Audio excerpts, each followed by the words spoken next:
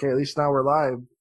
Uh, what is up, everybody? Welcome back to the Cousin Cecil Show episode. I want to say it's going to be 22, maybe 23, 23 maybe. Doing this all in the future. But this week, like I said, we're going to do something special. And my cousin who just got into the game industry this year, I believe. If he wants to, right? Yep, it was this year. Okay, just making sure.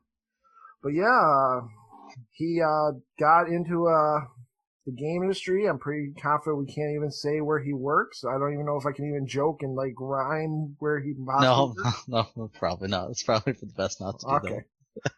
But yeah, we're gonna just talk and see. I had some questions for him, like see what how entering the game industry on a really terrible year was. But back to that, everyone, please welcome Cody. How are you? I'm doing good. And then I guess real quick, let's get that over with. You want to at least give out your like title of like your job title? Yeah.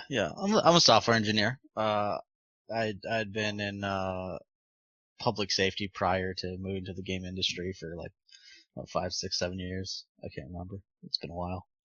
But just kind of recently made the switch. Something I always wanted to do. So well, I know that for a fact. But yeah, I'm just more. I guess more before we get into like just like what you've been playing and stuff. But how did your prior job open the door for this job? So I was actually working on server-side code on my previous job, like web applications. So, when I made the switch, I just kind of made the switch for server-side code, right? So I don't really necessarily work on like the graphical portion of a game or anything like that, but I still work on like online services and things like that. So since that's such a big component of the gaming industry these days, it was a pretty easy switch. For layman's terms, so you just kind of more like sounds like security or like just building the foundation for like an online game. So it's like online interfaces and functionality, right? So like all that data has to go somewhere, right? Right. When you're doing an action in the game or in any application really, that action has to go somewhere before it actually comes back to the other player and is processed, right? And depending on the game, sometimes all of that processing and all that logic is on the server, which adds a layer of security. Or sometimes you have games that are P2P, player to player, right? And each player kind of processes the information redundantly, which is when you get into weird scenarios of one player sees something, another player sees something different, and you have to somehow resolve that. So okay. Well, yeah, obviously you can't say where you work, but knowing where you work and knowing your studio is definitely working on some big ass titles that very need probably a lot of you for their focus. They've been and also been earning a lot of money for the past couple of years too. Probably can't even say that. Yeah. No, I try to keep it vague, but obviously I know. I mean, the gaming, like, just to put a bow on that, like, the gaming industry right now as a whole is doing a lot better than most other industries, right? Right. With everyone being at home and being forced to be at home, then we're in a scenario of just lots of people spending a lot more time and money on video games prior to this year, right? Right. So they COVID, that. Unfortunately, one of the good results is it has provided an extra layer of job security for some industries more than others. But. They almost like Benji Sales and all these other people that run all the numbers. They said we've been almost double, maybe triple the last year's amount of spending in our games. So yeah, that's definitely a good sign. But before we get into like the especially I do want to hear it because obviously I'm a bad family member because I lucked out because obviously you're my cousin, but I'm a bad family member, so I haven't got to hear your whole year about that. But anyway, before we get into all that, but How has been your year just in life, and also what you've been playing? I mean, this year started out great, because it was, besides COVID itself, Yeah. because Final Fantasy VII Remake came out this year. So I spent, uh, a week straight just beating that through and through. I didn't platinum it on PlayStation, but I do Amateur. plan to, I plan on platinum and going back and getting that platinum trophy prior to the, part 2 to that. So I'm just, Well, I you want got to like savor it, yeah, so. you got like 4 years till part two if they're how it Hey, made it hold on sound. there, man. Hey, man, just don't disappoint me like that. I'm Uh, I didn't disappoint you. I was upset when because I did platinum it, and I was like, all right, when's play part two, and then yeah, those I mean, I'm guessing 3 to 4 years, right? well, no, Since but like who's the fucking game director? The game director who did this, he's like this. oh I don't, man. Do I feel like doing part two? He already was giving up. I'm like, oh shit. no, I think that's a little bit of a veiled response, right? I think there's a lot of hints that this has actually been planned for a very long time, longer than we expect, especially if you without getting into spoilers, if you look at the subtitles. There's a very key pattern that happens between the original version, Advent Children, Dirge of Cerberus, and there's a specific chapter in the latest version that has led that this is probably a lot bigger meta timeline than we know. And obviously, if you played the game and beat it, you've already figured out that this isn't the Final Fantasy VII Yeah, we know. it's okay because you know me, I don't give a fuck. Especially since it came out so early, you had time to play it. No, I'm not going to spoil it here either. But just the idea of yes, you could even just know that from the first 20 minutes when you saw the newest kind of enemy, you're like, oh, this is definitely going to be a different idea Yeah. concept. But have you played anything else? Like anything that else that might want to catch your eye? Because I know I got you. I got you on the game of the year one, which is going to be the one week prior to this one coming out. So we already got your answer there, but you can also bring it up. But also the idea of anything else that's been highlighted. Did you like? Did you play Ghost of Tsushima? Did you like that? I actually didn't play Ghosts. I was gonna get around to that, but just between work and everything, I kind of got sucked into some other stuff. Of course, I got sucked back into like World of Warcraft Shadowlands because I hate myself. So, but then I like got through that content within like 24 hours and was just immediately time gated, and I got frustrated by that. Played a lot of League of Legends. For some reason, I got sucked back into that this year. I found like a group of 5 that I've been playing like Clash and stuff with. So that's been kind of an interesting experience of doing weekend tournaments and instantly losing.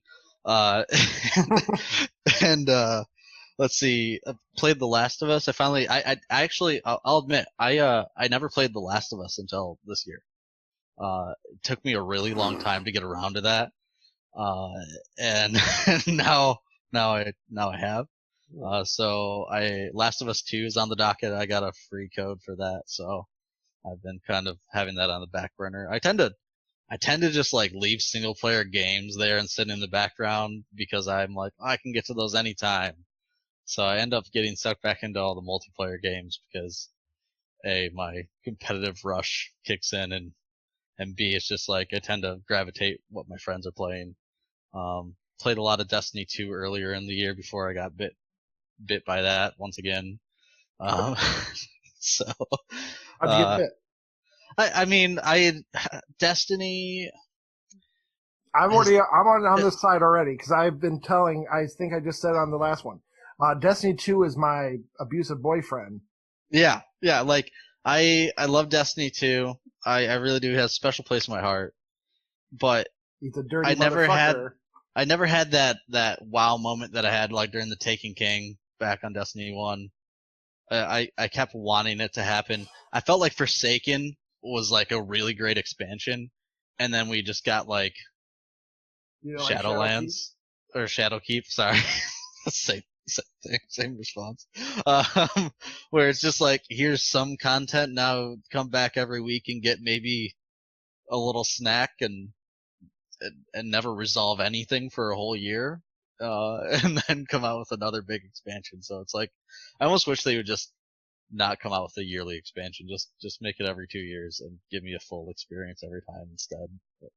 I wonder if now once they've at least been more transparent, saying, listen, we removed shit from the original game and we brought back like the Cosmodrome and stuff. I wonder if this could help them maybe take that like 1 year delay, but also at the same time, people are thriving for those content because I was wondering if you got Beyond Light. Yeah, I got it. There you go, you dirt. He said he'll change. I can't wait for next week. You're gonna have a black guy saying no, he didn't change. Well, yeah. I mean, I played through all of Beyond Light's story. That took me pretty quick. It was better than Shadowkeep for sure. I got really frustrated today because the patch dropped for the PS5 version, right? So I got a PS5. Mm-hmm. I had to go through some hoops to get that. That was a frustrating experience. I was able to obtain 3.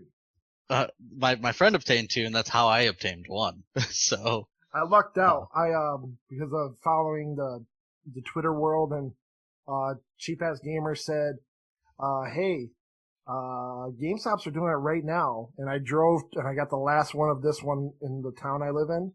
Yeah. And lucked out there, and then also I got I also got the direct email from PlayStation themselves. Yeah. See, I never got that. I was really mad because I signed up for that really early. You gotta be playing these cheap platinums like I do. Of course, it's related to that. I'm assuming. I don't know why Greg Miller didn't get one. But I did. So I'm more important than him. But so I was like, everyone was talking about how like great Destiny 2 felt again on the PS5, and I'm like sitting there, I'm like, dude, this is exactly the same as the PS4 Pro, like no different, right?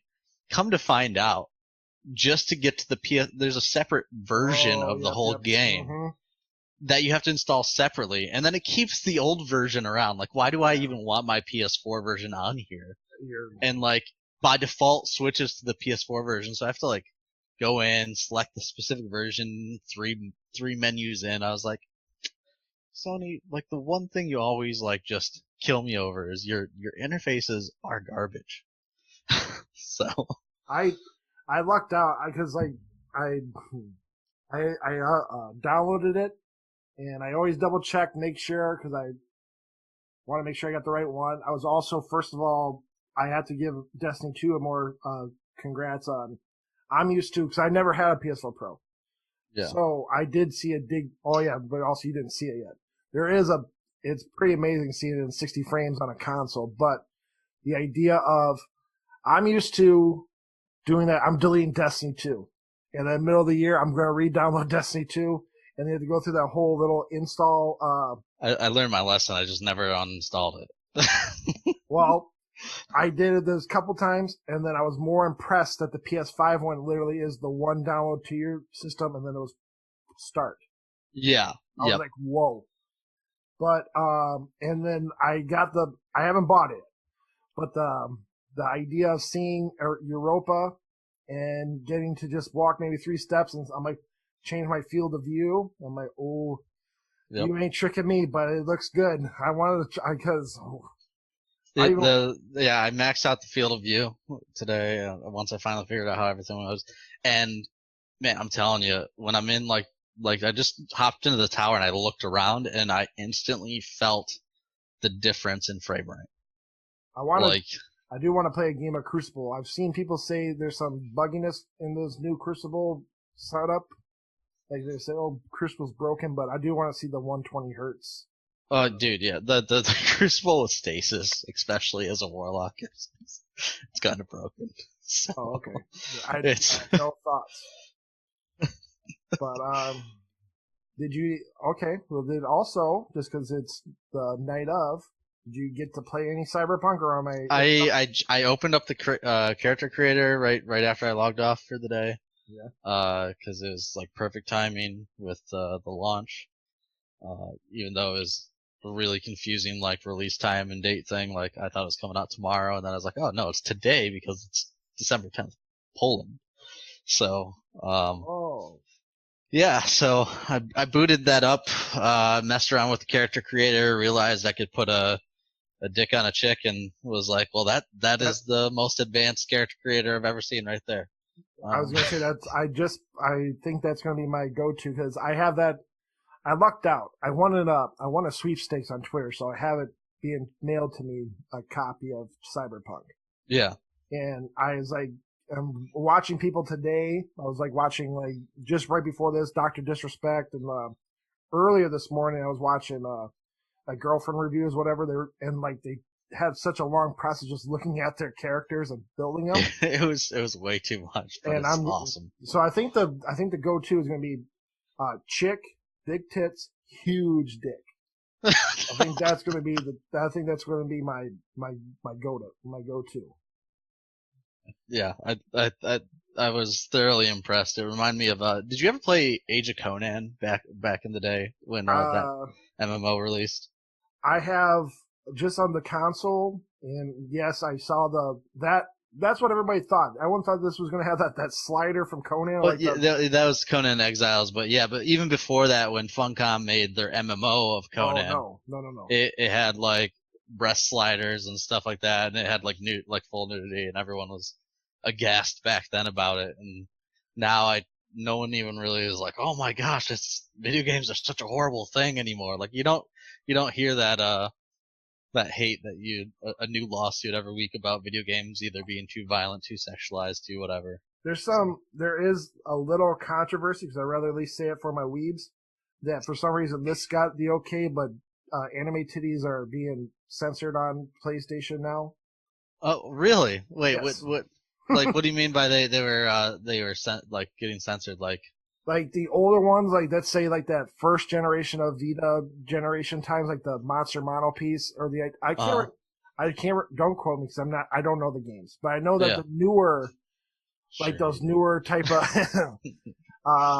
weeby like just chick like anime chick games they do. can Yeah. kind of get like censored, kind of like how Devil May Cry 5 had on the Xbox you can have the bare ass, but on PS5 there was a glaring like Oh yeah, strobe yeah. light out of her asshole. I'm like, whoa. That that's the Japanese like censoring like they're just an American company owning it. It's It's just Japanese, weird. but Yeah. yeah. But this one doesn't is okay. You can have a like I said, big tits, huge dick. But all right. Circumcised or uncircumcised, by Yeah. the way. Not that I spent time seeing my options, but I definitely spent time looking at all my options. I was watching people and they really are they stood there too. But anyway, uh so obviously I'm glad to know right you never like you've been safe. No like you I I mean I'm a pretty I mean like my dad's situation, and he's diabetic and stuff, so the only risk I took is during the biggest lull during the summer, came back home for like 3 months. I was safe most of the time, but any other than that, I've been staying indoors. I get takeout. I don't really dine out or anything besides maybe an outdoor restaurant here or there. never had to do like you probably had to do a test because of how working. No, I never had to do a test Oh, because good. we're 100% working. I mean, like most industries, back in March, California basically was like, hey, if you're not essential, there's no reason you should Yeah. be at work.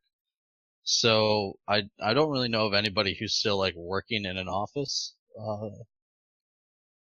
like in the software industry in general, Right. actually, at the moment. So yeah, no, I work at my desk. My place of work is 3 feet from my TV. So So, like, oh, I guess we'll get right into that question. Like, how was entering this big studio under this COVID-19 year? Like, man, when I first showed up, it was kind of like a party almost. It was crazy. Like work hard, play hard community. Love the people I work with, right?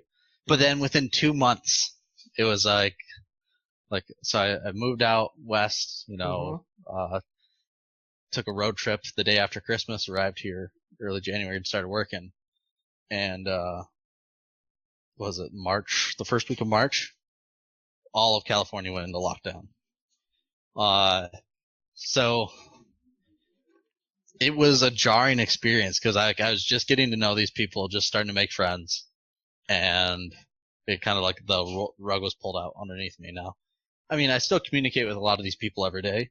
Right. I still like play like some tabletop games on the weekends with some of these guys. Still play video games and stuff like this. So it's not like I've completely like disconnected from these people, but I definitely think that there's like a clear like distancing that's kind of happened. That probably wouldn't have happened had COVID-19 not happened. So I definitely don't feel like there's as strong of a sense of community as when I first arrived, and it definitely has been rough. Definitely was kind of took a toll on my psyche for a while there, which made me come back to Michigan for a couple months, reset I myself, and once I did that and came back out here, I've been in a pretty good place. A little sad because I'm not coming back home for Christmas, just because numbers are back on the rise, and I don't really want to put my dad or stepdad at risk because they're both pretty risky groups of people. Yeah. So no, that's obviously the proper side of America will definitely is on your side of that. That's totally legit ways of looking at it. Obviously more happy to hear because obviously I knew that you didn't have it because it would have went through the grapevine of me hearing about it. But the idea of just more happy, I know that's where I think it would be crazy. Like this basically extended you to be the freshman for like a whole nother year. Yeah. So the idea that you're working on bonds through Zoom or fucking emails, but like the idea that it's still not that same, because that goes into the thing. Like, do you think this is truly COVID-19 is affecting like studios or approach? I mean, absolutely, right? Like, yeah, I mean, you've seen this in the news. Like, people have been explicit about this. Like, timelines have been pushed back. I mean, look at things like Cyberpunk, right? That was supposed to come back way back when. Who knows if that actually was going to come out way back when? But it definitely was impacted partially by this drastic change in workforce. Like, everyone's working remote. This is like across the world's being this way. You have, I think there's 3 or 4. Shadowlands got delayed. Man, I'm pretty sure like there was 3 or 4 other games that all specified, hey, COVID-19, we had to change the way we work. And like, I see it around me every day. Like, it's weird because I don't know if I'm working more, I'm working less. The day kind of blurs together. Like, at one moment I'm working, and the next I'm like, some days it's like 7, 8 o'clock at night, and I'm like, I don't know if I'm working more or if I'm just like working slower or faster. There's some days I feel great about it. Other days I'm like, man, I just really wish I could like turn my chair around and talk to a coworker and talk about this problem I'm having. Oh, I bet. And it's definitely taken a toll for all of software engineering. There's a lot of us that are nerdy and like introverted, but I don't think they realize that we're only introverted in uncomfortable settings and that when we're around people of our ilk, we're actually a very social group of people. And I think that's probably like how introverts period are, because it just takes a while to warm up to people, and you don't realize how much you actually rely on those social interactions every day of your life. Oh, I bet. The reason I bring that up just so that we kind of keep it close to the current events, because we've had multiple directors leave various studios, and they said COVID in the conversation, but like, I wonder, does this probably halt the idea of creativity more than maybe like the public knows? The idea I'm sure it does. Like, the idea that you can't effectively collaborate with a person on the spot drop of a hat, right? Yeah. Like, there's people, especially kids, are at home constantly. And like, you're constantly getting distracted by that kind of stuff. So like the people who could have worked like heads down and then like could collaborate with the other creative minds. Like that's kind of gone, right? Yeah. And it's really hard to have the same effectiveness over things, even like Zoom, right? Yeah. It's just not the same. It will never be the same. It And probably also affects the idea of if the team thought of something to like, let's change this up, and like the director has to go talk to like his boss and say the approval. It probably affected that a lot oh more. yeah, Probably people, because the reason I brought that up is because like there's a definitely a formula in gaming and game stuff. So like the idea of like, I bet money Ubisoft probably had the least like troublesome way of like, this is how we're gonna do this, and don't worry, you guys are gonna do it at home, but we're just gonna do the Ubisoft formula of our open world. So it shouldn't be that much questions here, questions there. You have like, you want to put something funny here, that's no problem, but because we're gonna keep to the same formula. yeah. I see. Like that. That's a. I can't really comment too much Yeah, on that, yeah, but probably because I said a it's direct name, but yeah. it's it definitely changes things and it changes the conversation. Where I used to be able to knock on a door and get an answer and a question, right? And people, if you had an idea and you wanted to express interest in something, I can get in somebody's face immediately and they have to respond to me, right? Right. By just my presence. It's a lot easier to ignore somebody in the remote world where I can just be like, I don't really want to talk to this person and I'm just not going to respond until, I don't know, tomorrow. Maybe they'll probably forget about it if it's not urgent, sort of thing, right? Right. So it's just it's a matter of communication, and I think people just aren't communicating as much as before. I think that's just what it boils down to. Have you like, going into more like, back to positive stuff? Have you ever, what was like, you had like an awe moment in the game industry yet, or did like COVID fuck that up? Like probably sounds like I guess what do you mean by awe moment? I guess like, I guess it's probably under wraps. You can't say it. So like, I bet money as a game enthusiast prior, your biggest awe moment was seeing some undisclosed things you can't talk about, right? Oh, absolutely. Like the moment that you're on the in, right? The moment Yeah. that you're in the know was probably the coolest moment ever. And uh that just being able to like know that there's things going on in the game industry that other people don't is a fun thing to know. I But can imagine.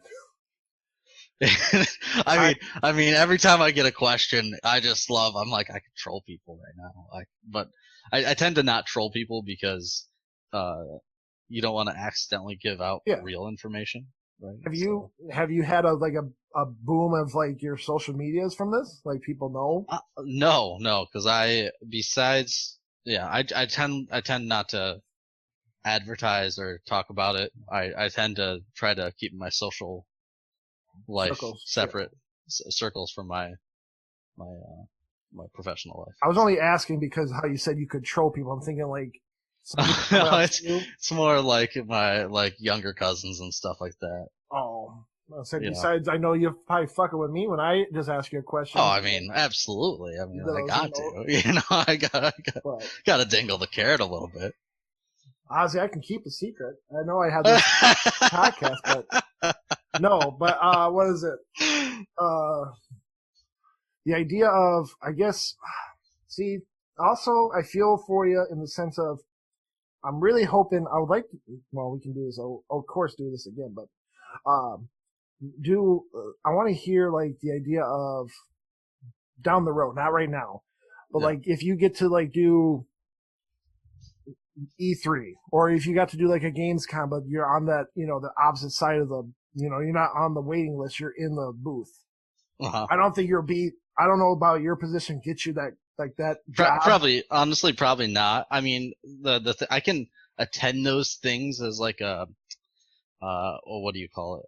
Of like a volunteer, because usually it's game industry professionals that get first pick on those volunteer jobs and stuff. But I don't like, as I said before, I'm like a server side person, Yeah, no, and that's I guess I just more maybe because again, mine goes into that champagne dreams of like, yeah, you're in, you get to do this or that, and like, there's probably not, but I bet money you'd probably at least get free tickets to the expo. So the idea of like, oh man, that'd be cool just to know that, yeah, you got like, yep, I helped that. And I mean, people, it's I think yeah, I mean, if there's ever conferences again, I plan on attending as many as I'm welcome to. That's definitely for sure. But right now, who knows if conferences exist or if it's just going to be streaming videos from now on, which is just kind of a sad pivot, but I kind of saw that one coming long ago. E3 kind of was a shell of itself back compared to back when we were growing up, right? yeah. Um, it I kind of hope they do, like, there's ways to work around that. Hopefully, like, if anything, they want to do like these expos, don't just stick to the video. Like, you could set, there's no crime to do, like, even like just because they do a lot of behind closed door demos. Or they could just make a public demo and just, have the same bullshit of like, yeah, this is not a finished product. Like, just like PT was, but the idea of yeah, like, just like, experimental of like a teaser. Like here's some features that we're toying with or whatever. I think the problem you get with that is the whole reason they stopped doing demos for a long time, right? Demos inherently actually hurt sales on average than helped them if you had anything wrong with it. Um, especially with experimental features where you're like, oh, this is actually garbage. Like you don't want to leave a bad first impression of a prototype, right? Because people are going to think that's the final product. are you allowed to have express feeling, or not, personal feelings on like that? The reason I say that is like, with Cyberpunk coming out, the idea of they had like that E3 demo that they had all the influencers go in and like they praised it and they said, "Wow, this is amazing." And then this week in particular, they had like, yeah, text reviews are allowed, but if you do a video review of your text, you have to use this B-roll until I think Until today. X date and stuff like that. Do you think? I think this one in particular, just had a little bit too much. Dude, there's so much hype around this game. I know, no, I get that, but I just think it's odd because because it's definitely getting praise reviews, but the verbalness of studio or sites sound like it's like a mixed bag of just probably they just didn't like. I think it's more they probably just didn't like getting the game coming in hot in the term. I just think it's odd that like Giant Bomb, who doesn't do our graded reviews, but Yeah. they're like there's some They're qualitative reviews, right? They're commentary. They're expressing feelings. They might give you like a synopsis at the end of like a yay or nay, but at the end of the day, they try to be critical and they're trying to be objective, which because of numerical scores in the past, they kind of become a bit of a it goes into toxic like thing. it made them to have like a whole hour discussion with both Jeffs this Tuesday, and they sounded like they were down on it, but at the same time, I think it goes into American perception on like adult themes too, but the bugs, but the idea that they had all these sites make, I'm going to call them fake, but like B-roll review videos, not showing any of the jank that they're saying in the video, but they're just showing all this perfect videos. I think that was kind of fucked up. It's a tightrope to walk on, right? It's one of those things of I understand the sentiment where if you already know you're gonna have a day one patch that's gonna fix a lot of things, it's just bad publicity if you have like this buggy mess and that's what they're commenting on. Which gets back to me of like, how about we just stop with like the pre-release versions of games and handing them out and just have them review the final product. Like, I'm kind of like I've always been kind of anti pre-order anti a lot of things because it feeds into the hype machine, and I usually am pretty reserved about buying games unless I'm like a hardcore fan. I'm like, you know what, even if it's trash, I'm gonna play it, so I might as well just buy it. Right. Like having like 100% blind faith of Final Fantasy VII, a game I have like tattooed on my arm. Just going in and buying it, right? Like that's the type of time I pre-order because I just know I'm gonna get it. But most other scenarios, I'm like, this is the whole reason of why pre-ordering and like releasing these, like, I don't want to say modified narratives, but like limiting what people can or cannot talk about the game before it releases and stuff like that. It kind of creates this distrust between consumer and developer. And do you think that also goes into maybe like those how influencers are around this, like this certain game, like even like with the some group would call like the army of yellow chairs because of obviously all those cyberpunk chairs, and they are the ones that are pushing the narrative of like, I mean, you guys, know, like, trust me, guys, it's gonna be great. You're talking about now you're getting into like influencers and like sponsorships and stuff like that, and it's one of those things that has existed in marketing in one way, shape, or form for all of time, and that's just don't. This is why, like, just use your own critical thought and processes. Don't like buy into. You got to remember, streamers aren't like true professionals. I mean, they are. They like. I don't want to get flack for saying that either. Like, these people spend a lot of time and effort into creating an image and all that kind of stuff. But at the same time, they're just people, and I think people are starting to idolize influencers a little too much. I mean, we see it all the time. It's getting kind of creepy even at times. I'm trying to do a podcast to become one of those, but no. The idea of, I guess, because I don't want to keep dragging on this because it's a tightrope spot, but the idea of, I do feel for a blind consumer that has, I think people call it the FOMO, like that feeling of the anxiety of missing out on the hype. Yeah, yeah. And then the idea of you have a personality you do like. And my only part that I don't like is you had 2 months prior of hype. And when it's getting really close to the end zone, you're starting to make them sound like they're trying to talk more neutral about it. And then they can have an opinion when it launches, which I don't like, but obviously that's how I'd probably leave it on that bad boy if you want. Because get you off the software thing that might get you sweat and bullets over like Key and Peele. But I was more also wondering, this question I have is, I was listening to the Moore's Law is Dead podcast, and he had a person from the industry, kind of like you, but so we were more clear for the listeners.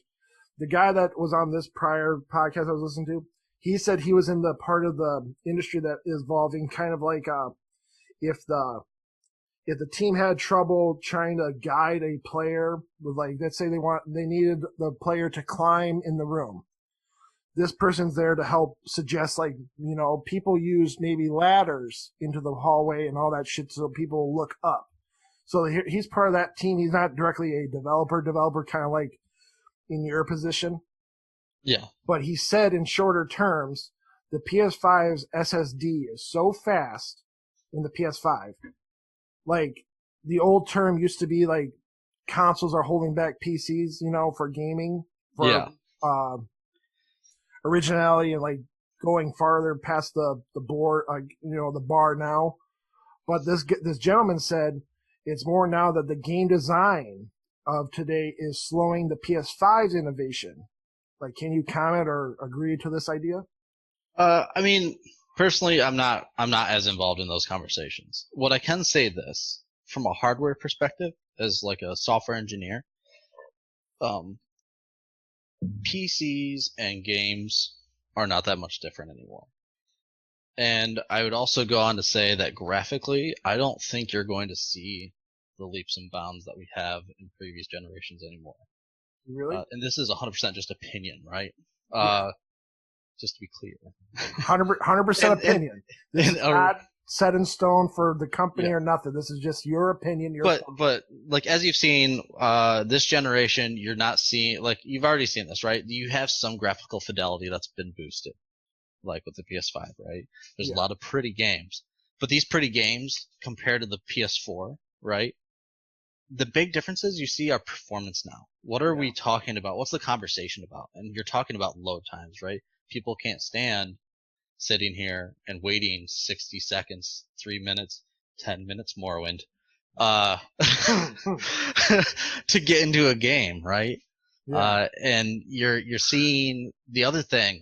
I don't know if anybody else is aware of the hype around the PS5 controller, but I think that thing is way bigger, should be way more of the conversation than any, like, the looks and feels of things, right? Like, look, we're talking about performance, and how you play should be the center of the conversation from here on out. Because, like, the haptic feedback and, like, the responsiveness of the controller, I think, is crazy and has so many cool things that could be done in game. The other day I was playing Demon Souls, right? Yeah. And you can draw back the bow, and as you're pressing down on the right trigger, you get about a third of the way down, and it provides force feedback of, you can feel the bowstring draw back. Like, that type of, like, feedback is a lot more immersive than graphical fidelity, in my opinion, at this point. Because I might see more grass on the ground and stuff like that, but you're not seeing, like, things look more realistic because they already look realistic, right? Yeah. You see better shaders, things like that now. There's also stick to that DualSense thing. Like, my first time seeing the real, like, whoa, that's what it's for, was during Astro's Playroom. Not during the whole, the levels. Yeah. During when you're trying to play with the claw machine. Yeah. And I was just nonchalantly, you're just getting that rhythm of playing, and I'm squeezing the trigger, and I'm noticing, like, it's not going down all the way. Not the controller part, but I'm like, why isn't he not, like, it looks like it's struggling. And I look down, and it's pushing my finger back to just the halfway mark. I didn't even get to crank it all the way down for the slot machine, like, pull. And now I'm like, whoa. That felt pretty, it felt kind of crazy. Like, that's how much those help. And then now a bigger one, which I'm not playing no more, but Warframe has some really good triggers. Yeah. Adaptation for the PS5. I'm very impressed with, like, the feeling of the guns, which I know Call of Duty did all that shit, but the idea for a free to play game for anybody who's listening to just try out the DualSense trigger. But okay. Then I guess my question would be with that,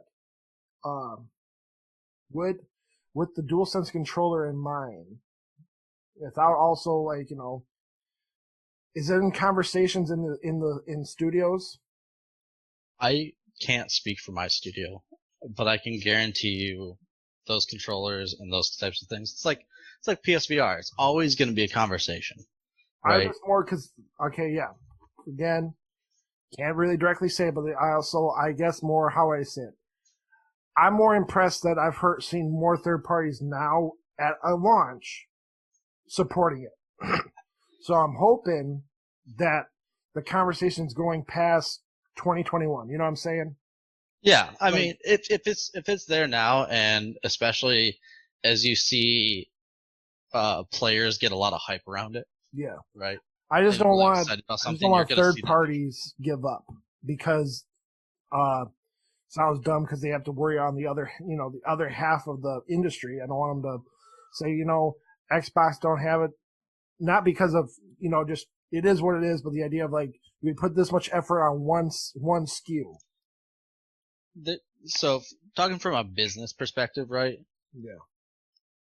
If Sony thinks it's that important and really wants to make sales, they're going to make it happen one way or another, right?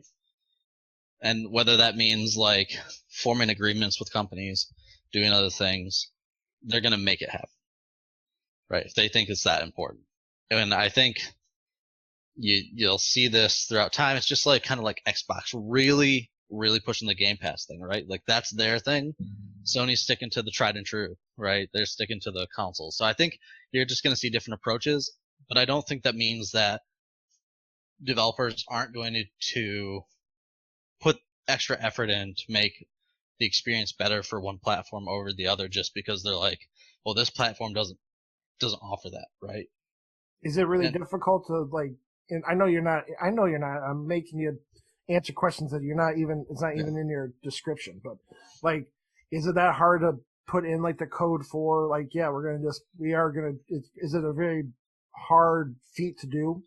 I can't. I literally can't comment on that. Oh, really? Like, oh, yeah. God damn. No, like I can't comment really on anything about development, and either A, because either I don't have that experience, or B, I just shouldn't comment on those kind of things, right? Like, okay. Well, yeah. Well, and then leading off that, like, what do you think the direction of the industry is heading? Like these streaming platforms of the future or more, or is that going to be like the parallel to the old school direction? Until internet and broadband is a solid thing everywhere, streaming isn't going to be a thing. It requires, like, I wanted so bad to love Stadia, right? I got a Founders Edition, pre-ordered it. I was like one of the first people. Man, I wanted it so bad to be really good, but like, I just remember trying out Destiny because it was a game I could compare right immediately because I as I said before, I played a lot of Destiny. And I get on it, and it wasn't that laggy, right? Like that wasn't my problem with it. It looked like a PS3 game.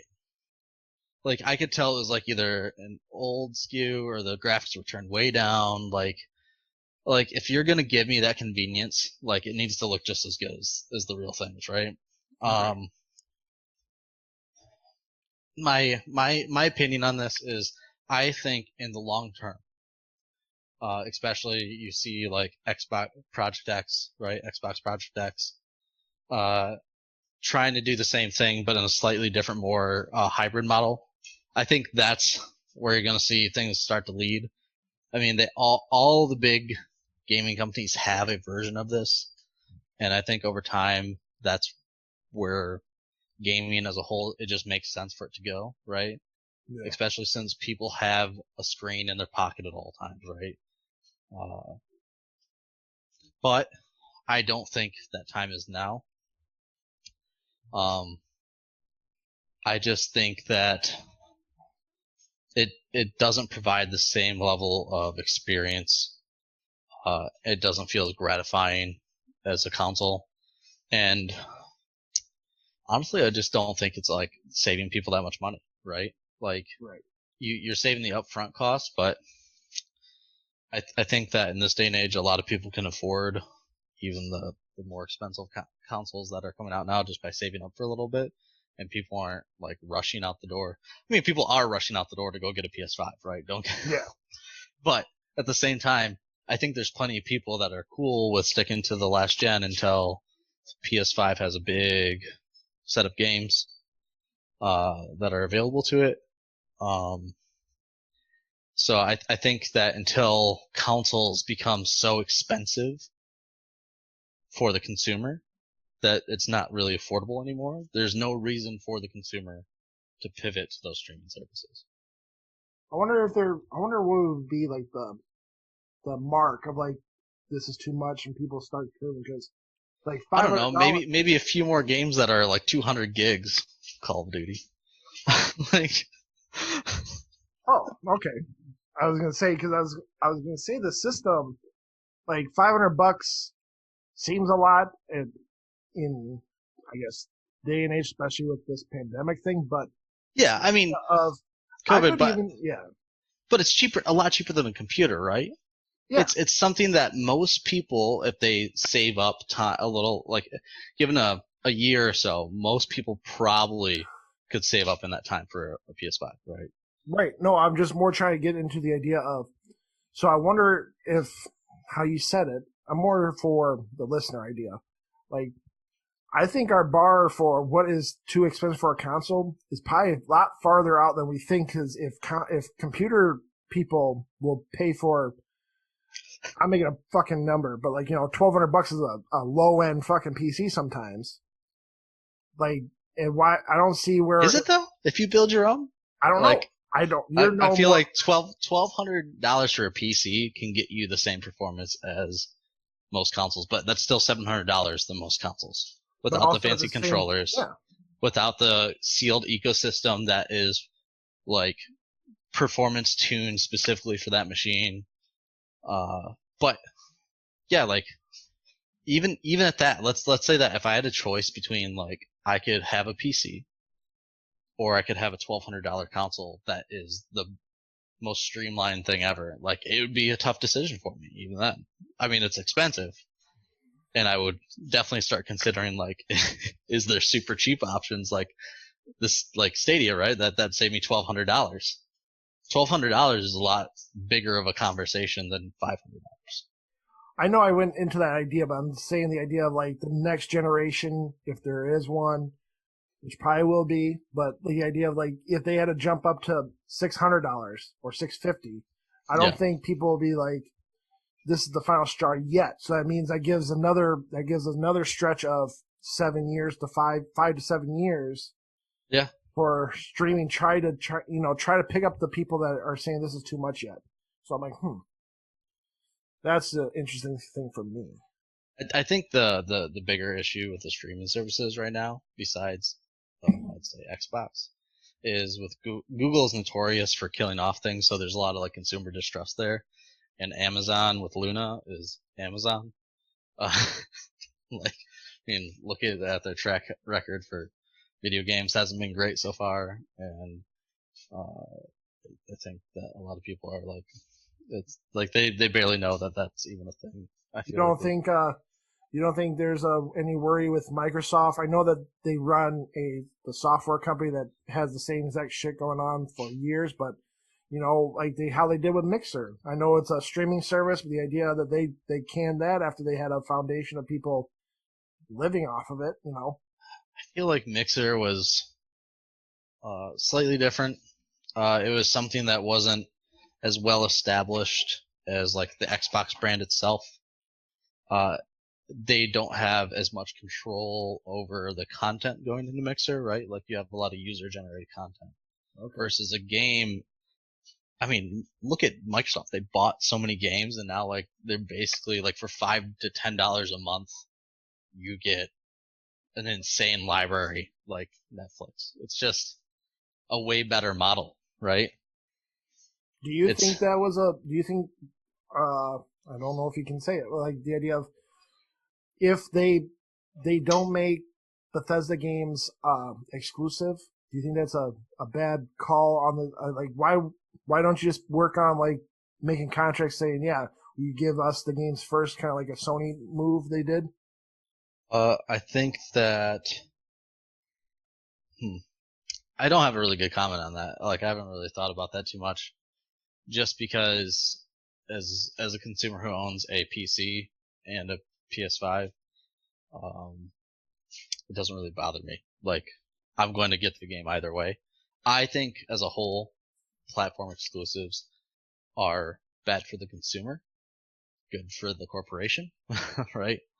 Uh, but personally, it doesn't make a difference to me because Xbox already came out and said like what, right? Like they're gonna always release everything for the PC as well now.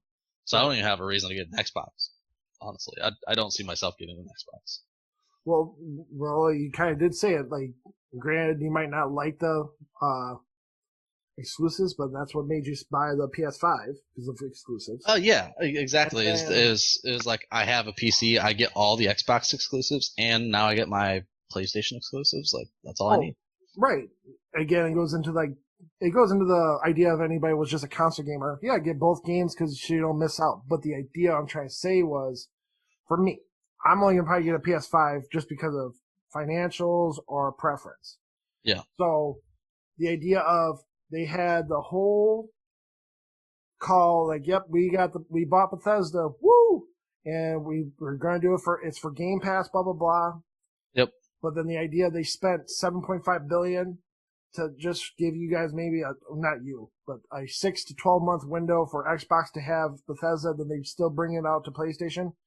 I think they've already kind of said they're probably gonna have exclusives, right? They're gonna make like console exclusives for the Xbox, but not the big ones. The big ones that matter for the bills. We'll see. I'm very skeptical about that, right? Like, I'm also one. I hope they do, just because I rather know Xbox at least got a W for something like they're trying to push. Because I don't. at the end of the day, man, I think the W is Xbox Game Pass. Like, I think that is the W, right? I guess if you haven't listened, the idea I'm on that plane of thinking it's going to be like it could implode on itself. The idea I don't see it happening, at least for their first party games, and they have so many first party games now. Like they've eaten up so many companies now. Yeah, but again, that's now, and then also the idea of we have. If you listen to the people on the field, there's a lot of people that get these weird deals that they find that they are getting discounted prices of Game Pass for a lot longer than probably Microsoft expected. Oh, you mean like how you could, if you bought 1 month at a time, you can have like a $2 Game Pass for the next 5 years or whatever? Yeah. Yeah. I know I know they're taking, because they have Papa Bill for money. They don't really, I get that part, but the idea of, like, I just think the implosion, I understand they have a foundation now with 23 studios. Yeah. So I'm looking forward to hearing what they do, but also at the same time, if they're trying to say this to their consumers, the main top dog Xbox people, yeah, you got these exclusives. I know you can do it for cheap because of Game Pass, but PlayStation still gets those games too. So there's no, you know what I mean? That's the part I'm like, yeah, whatever. But yeah, look, I won't even take you that long. I have one more last question. It's why'd you make MSU look so bad in 2004 NCAA football?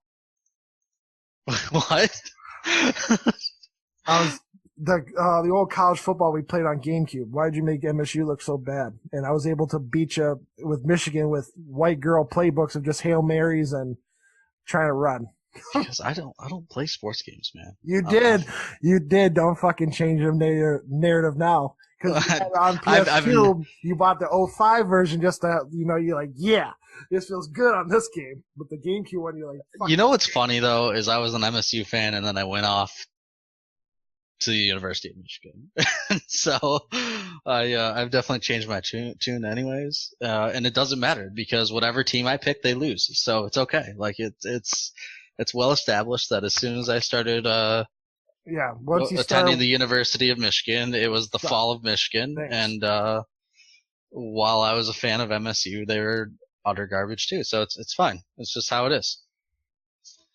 Are you a secret Lions fan? Is that why we're having a Dude, absolutely. I will never give up on the Lions.